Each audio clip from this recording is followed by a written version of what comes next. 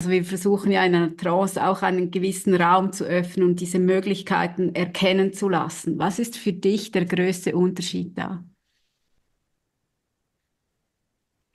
Der größte Unterschied ist, da kommt mir gerade ein Bild, wenn ich zum Beispiel in eine Regression gehe Mhm.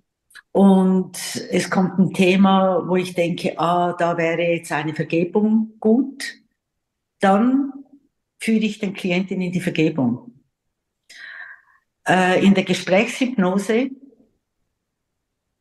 macht das der Klient selber, wenn er das Gefühl hat, das wäre nötig.